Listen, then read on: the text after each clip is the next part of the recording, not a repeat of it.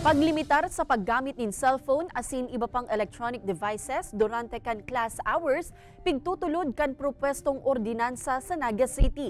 Kunta no, aramon ta sa pagtutok live ni Jessica Kalinog. Jessica?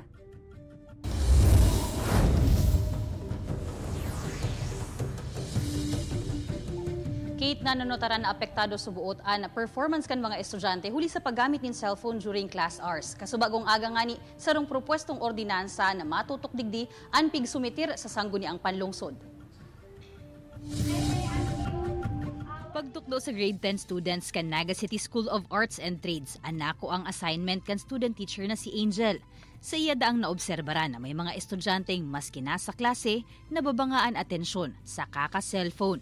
For example, naghahapot po ako, masabi na ano po, mampakiulit po. Kaya, iyo po to, as much as possible, bago po kayo mag-start sa discussion, tigi-encourage ko po talaga sila na taguan ng cellphone before mag-start.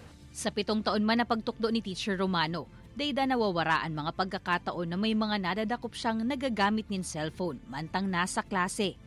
Opo, lalo kung minsan, pag di mo nahihiling, nagkakawat ang aking sa cellphone. May mga games kaya sila naka-install. So, nadidistract.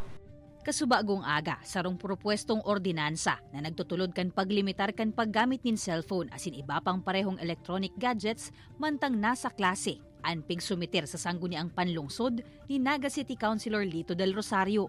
Sakop kaini ang mga public asin private elementary and secondary schools sa bilog na syudad. Hopefully po, maintindihan kan mga school administrators na tabang po nisa sa inda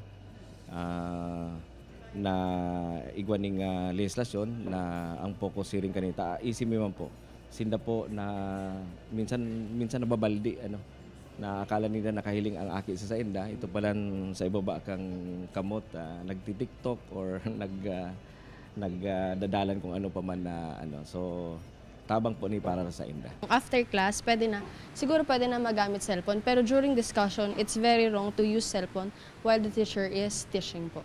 May technical working group man na pigpropwesto sa ordinansa na kumponido nin man iba-ibang sektor na mabilog kan rules and regulations para sa implementasyon kan ordinansa. Gagamiton man daan maabot na bakasyon kan mga estudyante, nganing mapag-ulayan nin marhay ang ilalatag na IRR.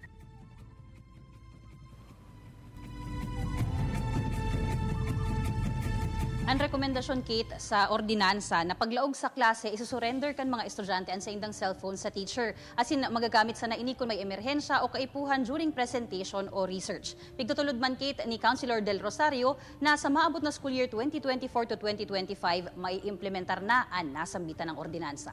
Kate? Alright, Jos Mabalos, Jessica.